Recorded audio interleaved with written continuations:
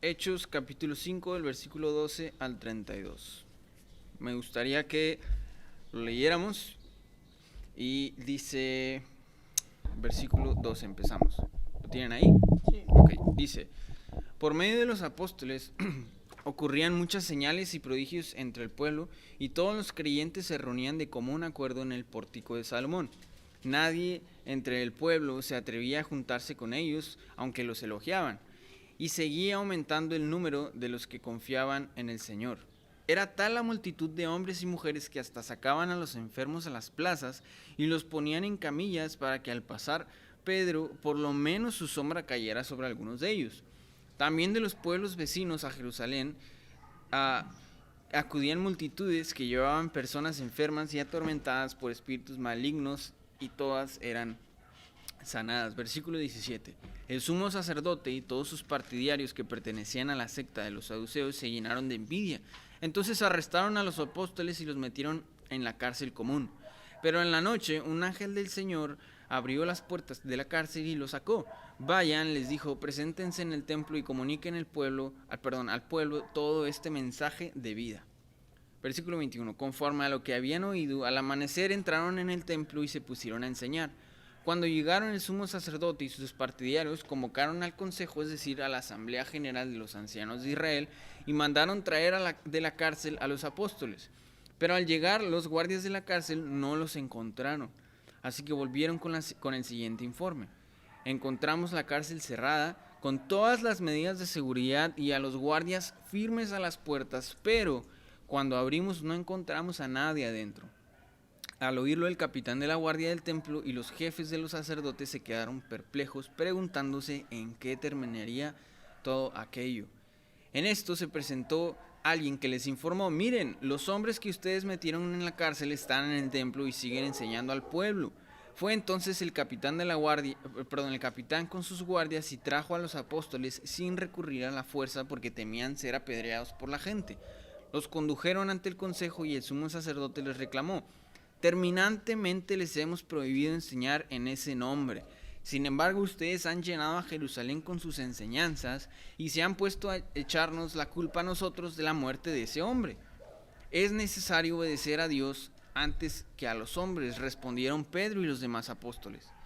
El Dios de nuestros antepasados resucitó a Jesús, a quien ustedes mataron colgándolo en un madero. Por su poder Dios lo exaltó como príncipe y salvador, para que diera a Israel arrepentimiento y perdón de pecados.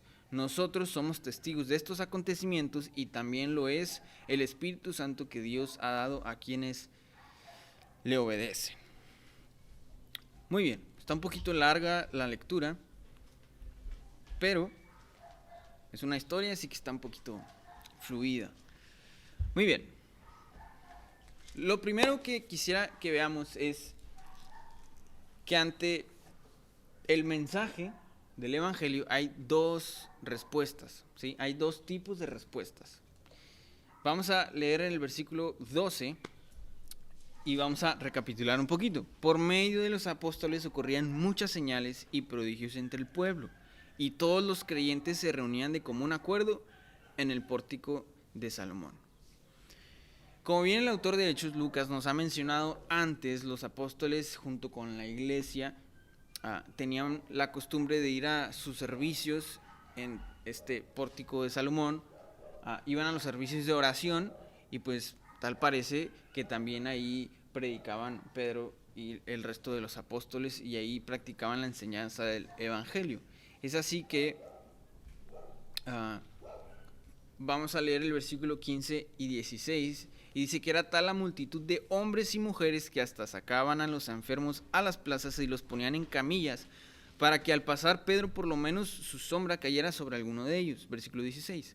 También de los pueblos vecinos a Jerusalén acudían multitudes que llevaban personas enfermas y atormentadas por espíritus malignos, y todas eran sanadas. Entonces, vemos aquí la siguiente escena. Están los apóstoles predicando, enseñando en este pedazo del templo de Jerusalén, pero no solo enseñaban, sino que aquí Lucas nos está diciendo que también hacían señales y prodigios, es decir, milagros, y eran específicamente dos milagros. sanidades físicas y liberación de espíritus. ¿Ok? Así que lo primero que quisiera notar hasta aquí es que dice Lucas, por medio de ellos se hacían señales. Así que en ese sentido el poder con el que se hacían estas señales no brotaba de los apóstoles en sí mismos, ¿sí? Ellos eran el medio, ¿ok? Eso deberíamos de tenerlo claro. Ellos no eran la fuente de ese poder, más bien eran el medio. Es decir, Dios hacía los milagros con su poder, es decir, con el poder de Dios, pero usando a los discípulos, ¿ok? De hecho, cuando Jesús en cierta ocasión recién había elegido a los 12 discípulos, los manda a una misión de ir a compartir el evangelio y les da autoridad a esos 12 discípulos en Mateo 10, versículo 8 al 9, y dice, Jesús les dijo, sanen a los enfermos, resuciten a los muertos, límpienlos de su enfermedad a los que tienen lepra, expulsen a los demonios, lo que ustedes recibieron gratis, denlo gratuitamente. No lleven oro, ni plata, ni cobre en el cinturón. Jesús le dijo eso a sus apóstoles en aquel momento cuando recién los había elegido. Pero ese versículo nos recuerda a Hechos 3, que cuando van Pedro y Juan a esta puerta llamada La Hermosa, que ya lo vimos, y ven a este pobre hombre que estaba cojo, Pedro le dice, no tengo oro ni plata, porque Jesús ya les había dado esa orden de que no cargaran con ellos eso, pero les dijo, pero lo que tengo te doy. Y en ese momento Jesús les dio esa autoridad, les dio para ser usados por Dios en esas señales. Así que era una práctica que ellos tenían de no cargar oro ni plata, pero sí cargar con esa autoridad que les había sido dada y ser medios de Dios para sanar a las personas. Entonces, en resumen, la fuente de sanidad no eran ellos, era Dios. ¿Ok? Lo segundo que me gustaría ver de estos primeros versículos es notar que los apóstoles, no tenían poderes en el sentido de que no volaban, ¿sí? No eran súper fuertes como muchos de estos poderes que hoy en nuestra mitología moderna de los superhéroes no se teletransportaban, no tenían ese tipo de poderes que puede uno sacar provecho propio de esos poderes. No sé si me explico. Lo que ellos tenían no era para que fueran admirados, sino para servir a las personas. En un sentido, la autoridad que Dios les había dado de ser medios de estos milagros, esos milagros ni siquiera eran para ellos ser más fuertes o más grandes o chicos, sino para servir a las personas. Sí. Y solamente decían dos tipos de milagros. El primero, como dijimos, sanidad física. Y el segundo, liberación de espíritus, o sea, de posesiones. No eran milagros al azar. Estos dos milagros demostraban cuál era el fin o el propósito del mensaje que predicaban. Es decir, Jesús murió para restaurar tanto nuestro cuerpo como nuestro espíritu. Y esos eran los dos milagros que ellos hacían. Sanaban a las personas de sus enfermedades físicas y sanaban a las personas de ser atormentados espiritualmente. Entonces, estos milagros tienen total conexión con los beneficios o algunas de las implicaciones que trae el mensaje de Jesús en su buena noticia del Evangelio, ¿sí? Que, por un lado, las enfermedades son indicativo de nuestra debilidad física, ¿sí? Hablando de este tipo de milagro hacia las sanidades. Son indicativos de nuestra debilidad física, enfermamos y poco a poco nuestro cuerpo va muriendo. Pero Isaías nos dice que Él murió, es decir, Jesús, por nuestras enfermedades. De hecho, nos promete Jesús con su evangelio vida eterna. Eso quiere decir que jamás moriremos y que nuestro cuerpo siempre va a ser perfecto y siempre va a ser glorificado. Así que los milagros que estaban haciendo los apóstoles de sanidades físicas eran un reflejo y son de las implicaciones que trae el evangelio a nosotros como humanos físicos. Por otro lado, Jesús también dijo que bajo el nuevo pacto inaugurado con su propia sangre nos trae nueva vida espiritual. Así que los que tenían demonios eran atormentados y ellos no eran ellos mismos, sino que eran esclavos de otro espíritu. Su espíritu no estaba en plenitud. Pero vemos que los milagros que estaban haciendo los apóstoles de liberar a estas personas de su esclavitud espiritual era una de las implicaciones y una de las muestras de que a través de Jesús y su evangelio tendremos una nueva vida espiritual también. Así que esos dos milagros no eran, por así decirlo, a lo loco, sino que eran con un propósito de apuntar a la obra de Cristo. ¿Ok? Es así que podemos leer el versículo 13 y 14. Nadie entre el pueblo se atrevía a juntarse con ellos, aunque los elogiaban, y seguía aumentando el número de los que confiaban en el Señor. Entonces vemos dos respuestas distintas a este mismo mensaje. Por un lado, en el versículo 13 nos dice que nadie en el pueblo se atrevía a juntarse con ellos. Y por otro lado, en el versículo 14 nos dice que seguía aumentando el número de los que confiaban en Dios. Así que vemos ese patrón en la Biblia, en donde la Biblia nos habla que la maldad va a seguir aumentando, ¿sí? Pero también nos habla que el evangelio va a ser compartido y aceptado como nunca. Entonces, lejos de, a ver, si entre más cristianos hay menos de esto, no, la verdad, la Biblia habla de dos cosas, entonces veámoslo, van creciendo, van polarizándose más las cosas. Ahora, el mensaje de Cristo con todas sus implicaciones causaba estos dos tipos de respuesta, una negativa y una positiva. Unos rechazaban y otros aceptaban el mensaje. Así que quisiera afirmar que el evangelio tiene que causar esas dos respuestas de manera obligatoria, ¿sí? ¿Qué quiero decir con esto? Que el mensaje completo sea predicado. Para que cuando el mensaje completo es predicado, tiene que recibir rechazo, pero también tiene que recibir aceptación. ¿Ok?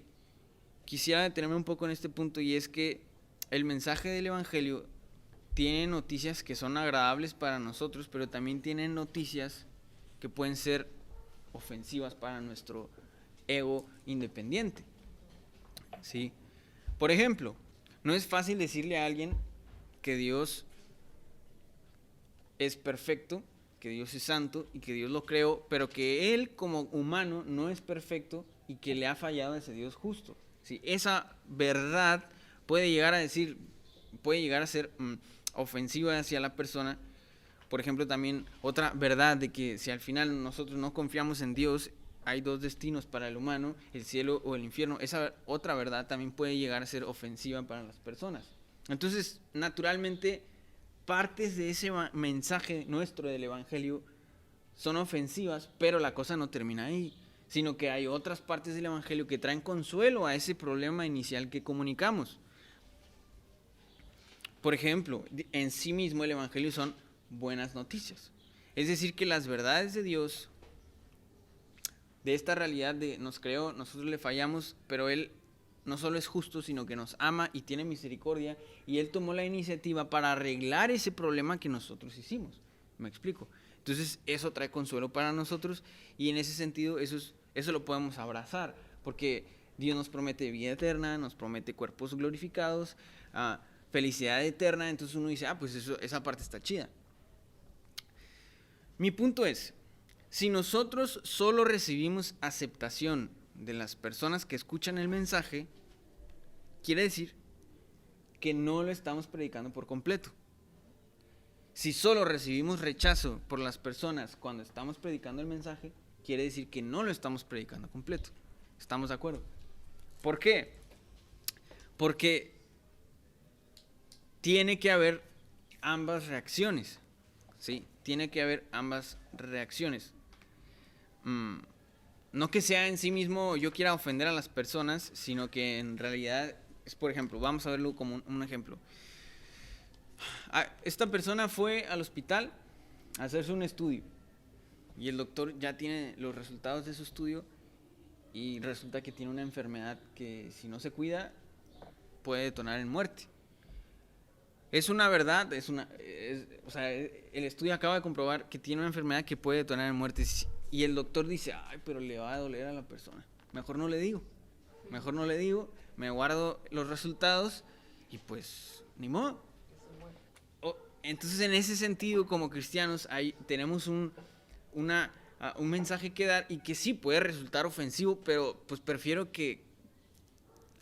Y ahora, no es ofensivo en el sentido de que yo lo quiero mandar al infierno, no es por ahí, sino que es con amor, pero hablando de una realidad que se escapa incluso de nuestras manos y solo le pertenece a Dios. Entonces es en ese sentido que el Evangelio ofende, pero también consuela. Si estamos solamente, si solamente estamos recibiendo aceptación, pues quiere decir que no estamos a lo mejor predicando todo el Evangelio.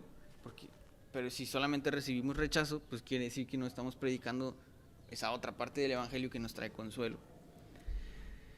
Así que, en resumen, el mismo mensaje nos tiene que traer dos respuestas. Ahora, Lucas aquí, en los resúmenes anteriores de Hechos que da, como el que leímos hace rato en la clase de miembros, él contaba exactamente el número de personas que estaban llegando a la iglesia. Empezó con el número de 120, después subió, después de otra predicación, subió el número de 5,000, pero en este punto ya no puede contar. Ya son más de los que él puede contar, ¿sí? Así que, por un lado, esta historia va a hablar del rechazo hacia el mensaje, pero al mismo tiempo se nos está diciendo que el cristianismo y las personas que aceptaban el mensaje del evangelio seguían creciendo. Así que, ahora, esta historia, como acabo de decir, es una historia de rechazo hacia el evangelio que estaba siendo predicado por los apóstoles. Avanzamos al versículo 17. El sumo sacerdote y todos sus partidarios que pertenecían a la secta de los saduceos se llenaron de envidia. Ok, así que vemos una vez más a este grupo de personas que eran los saduceos. Recordemos que ellos tenían una serie de características, ya lo hemos visto antes, así que va a ser súper rápido. Ellos tenían el poder del templo, la influencia en el templo, pero no solamente en el templo, sino también en el consejo de liderazgo político de Israel, que era el Sanedrín. Entonces ellos controlaban sus influencias en el templo y en el área política. Pero además tenían dos creencias, dos doctrinas muy arraigadas, que era no creían en la resurrección ni creían en la existencia de algún espíritu o algún tipo de ángeles o demonios, ¿ok? No creían en esas dos cosas. Así que estas son las personas a las que se van a enfrentar los apóstoles. Ya se los habían topado antes. Así que se nos dice en este mismo versículo que el sumo sacerdote y todos sus partidarios tenían envidia de los apóstoles. Ahora, ¿envidia de qué? Pues porque las personas de Jerusalén ya estaban escuchando más a los apóstoles que a los que estaban encargados de enseñar toda la doctrina de la ley. Así que básicamente despertó en ellos esa envidia, ese celo, y pues una vez más los querían callar. Avanzamos al versículo 18. Entonces arrestaron a los apóstoles y los metieron en la cárcel común. ¿Ok? Así que es bajo esa envidia de quererlos callar, esa envidia que ya no estaba escuchando la gente a ellos, sino a los apóstoles, que deciden actuar. Pero una vez más, en las ocasiones anteriores solo habían arrestado a Pedro y a Juan. Pero ahora la cosa también, como una vez más dijimos, está creciendo el número de cristianos, pero también está creciendo el rechazo. Entonces aquí primero habían encarcelado a Pedro y a Juan, y ahora encarcelaron a todos los apóstoles. Así que los metieron en la cárcel común, que era como una cárcel provisional, en donde, como bien dijimos, se juzgaban en la mañana. Entonces ya los habían metido a la cárcel en la noche, tenían que quedarse a dormir ahí para que al día siguiente fuera el juicio. Entonces los meten a la cárcel. Versículo 19 y 20. Pero en la noche un ángel del Señor abrió las puertas de la cárcel y los sacó. Versículo 20. Vayan, les dijo, preséntense en el templo y comuniquen al pueblo todo este mensaje de vida. Aquí vemos un pasaje irónico para los saduceos, porque ocurre un milagro. ¿Y quién hizo el milagro? Un ángel enviado de Dios. ¿Y qué les dice al final el ángel? Prediquen, comuniquen al pueblo todo el mensaje de vida, o es decir, de la resurrección. Okay, como acabamos de decir, pues los saduceos ni creían en los ángeles, ni creían en la resurrección. Entonces este pasaje es un poquito irónico porque justamente un ángel enviado por Dios hizo el milagro para que predicaran un mensaje de resurrección y ellos no querían eso. Ahora, Dios los libera, ¿ok?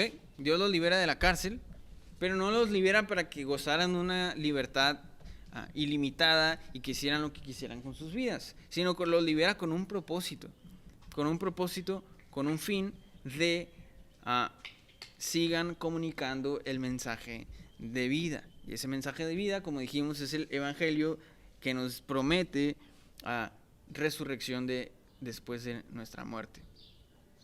Avanzamos al versículo 21, 22 y 23. Conforme a lo que habían oído al amanecer, entraron en el templo y se pusieron a enseñar. ¿Okay? Ya es el día siguiente.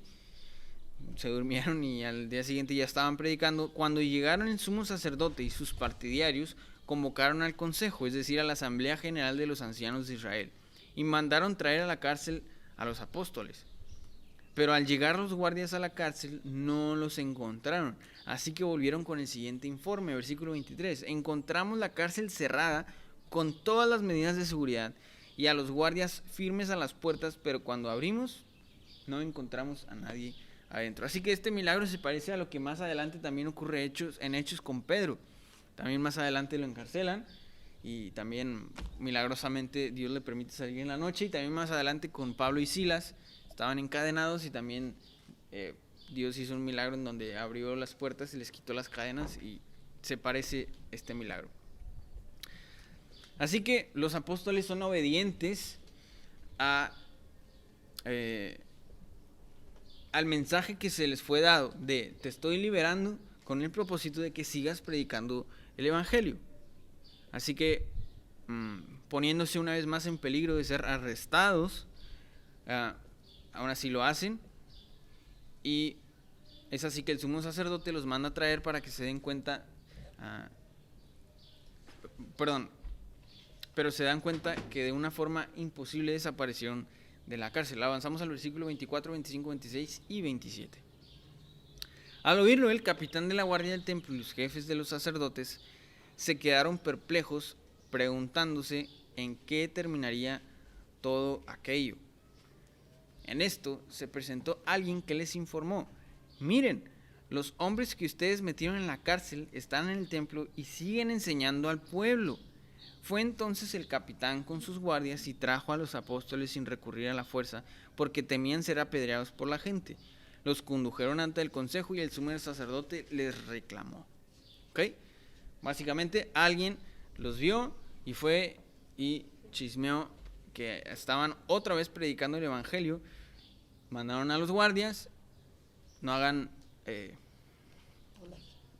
violencia, porque también los pueden, que yo no entiendo por qué, si eran cristianos, ¿verdad? Pero bueno, se engañaron. Así que se los llevan al consejo y empieza el juicio. Así que en el versículo 28 vemos lo que le recriminan a los apóstoles. Versículo 28 dice: terminantemente les hemos prohibido enseñar en ese nombre. Sin embargo, ustedes han llenado a Jerusalén con sus enseñanzas y se han propuesto echarnos la culpa a nosotros de la muerte de ese hombre. Vemos una vez más que el evangelio estaba llenando a Jerusalén por completo. Si en el inicio vemos que Lucas dice que mucha gente estaba llegando de las afueras incluso de Jerusalén, que todo Jerusalén ya sabía y quería escuchar ese mensaje, quería recibir de lo que ellos estaban dando. Pero al mismo tiempo, como dijimos, la respuesta negativa hacia el evangelio seguía creciendo por parte de los líderes judíos. Y una vez más, el sumo sacerdote, como en la ocasión anterior, se niega a pronunciar el nombre de Jesús. ¿Sí? No lo dice. ¿Sí ven? Voy a leerlo una vez más como yo creo que lo dijo. Dice: terminantemente aquí está hablando el sumo sacerdote, terminantemente les hemos prohibido enseñar en el nombre de... Y ya no sé. Sin embargo, ustedes han llenado a Jerusalén con sus enseñanzas y se han propuesto echarnos la culpa a nosotros de la muerte de... Y tampoco quisieron decir el nombre de Jesús. Ahora bien, ahora los sacerdotes estaban como, a ver, ¿por qué nos echan la culpa de haber matado a ese hombre? ¿Sí? Se estaban zafando de la culpa cuando en un momento recordemos que Pilato no lo quería crucificar. ¿sí? Recordamos esa escena en donde la gente lo estaba pidiendo, pero Pilato dice: inocente soy yo de la sangre de este justo, allá vosotros. Y la multitud entonces respondió: su sangre sea sobre nosotros y sobre nuestros hijos. Pero ahora, acá con los apóstoles, estaban diciendo, zafándose de la culpa, ¿sí? Diciendo, nosotros, ¿por qué nos están echando y echando la culpa de que nosotros lo matamos? Cuando en un momento ellos dijeron: su sangre sea sobre vosotros, perdón, sobre nosotros y sobre nuestros hijos. Así que se echaban para atrás cada vez que Pedro les decía que eran responsables de la muerte de Jesús. Versículo 29. Pedro les responde: es necesario obedecer a Dios antes que a los hombres, respondieron Pedro y los demás apóstoles. En la vez anterior que habían encarcelado a Pedro y a Juan, Pedro les había dicho esto mismo, pero con una pregunta. En el versículo 4, 19 y 20 dice: pero Pedro y Juan replicaron: ¿es justo delante de Dios obedecerlos a ustedes en vez de obedecerlo a Él? Júzguenlo ustedes mismos. Nosotros no podemos dejar de hablar lo que hemos visto y lo que hemos oído. Ahora Pedro ya no los dejaba a su propia interpretación, sino que ahora de manera directa les está diciendo: a ver, es más importante y es necesario obedecer a Dios antes que a los hombres. Así que Pedro está hablando aquí de obediencia, ¿sí? De obedecer a Dios antes que a los hombres. Pero básicamente en estos versículos, ¿a qué nos referimos con obediencia a Dios antes que a los hombres? Pues básicamente vemos que la obediencia de estos apóstoles, de cuando fueron liberados, les fue dado un mandato de sigan predicando el evangelio. Así que ellos estaban siendo obedientes a Dios al seguir predicando el evangelio, no importando la respuesta que tuvieran, es decir, la respuesta negativa que hemos visto, la respuesta positiva. Ahora, pregunta: ok, voy a ser obediente a Dios al predicar, el mensaje de vida, pero ¿cuál es este mensaje que habían extendido por toda Jerusalén y que había despertado la envidia de los sumos sacerdotes? Versículo 30 y 31. El Dios de nuestros antepasados resucitó a Jesús, a quien ustedes mataron colgándolo de un madero. Por su poder, Dios lo exaltó como príncipe y salvador para que diera a Israel arrepentimiento y perdón de pecados. Entonces Pedro inicia diciendo: el Dios de nuestros antepasados. El mismo Dios de Abraham, de Isaac, de Jacob y de Moisés, que ellos eran básicamente los grandes héroes de la nación. Y Pedro dice que ese mismo Dios de ellos, el mismo Dios en el que los judíos habían creído por muchos años, ese mismo Dios había afirmado a Jesús el Nazareno como su hijo, que había dado testimonio de que él era su hijo al resucitarlo de la muerte en aquella cruz. Y no solo que era su hijo, sino que era el príncipe que gobierna el mundo a su diestra. Y no solamente el príncipe, sino que también el Salvador y la única esperanza de toda la humanidad. Eso es lo que está diciendo aquí Pedro.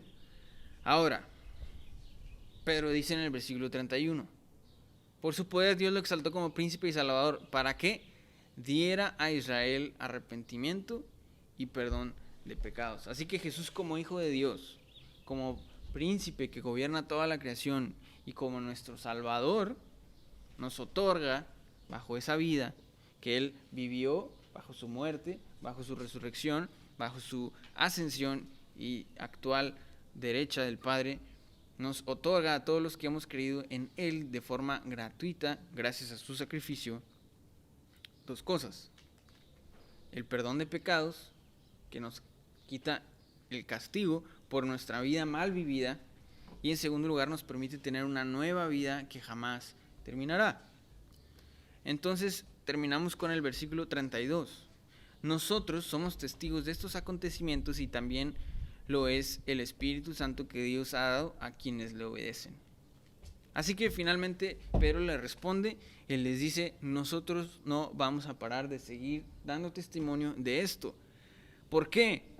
Porque el Espíritu Santo de Dios es dado a quienes le obedecen. Es decir, el motivante de los apóstoles de obedecer predicando el evangelio, buscando siempre la respuesta positiva de la gente, claro, pero preservando aún y no importando la respuesta negativa, no venía de la reacción de las personas. Es decir, ese motivante no era de acuerdo a cómo reaccionaba la persona a quien le estaba predicando, sino que venía de haber sido transformado por el Espíritu Santo aplicando ese mensaje que estaba predicando en mi propia vida. ¿Ok? Entonces, a manera de conclusión, Dios nos ha pedido que como iglesia sigamos compartiendo el evangelio, pero tenemos que entender que tenemos que predicar el evangelio completo, ¿sí? Que si solo predicamos las partes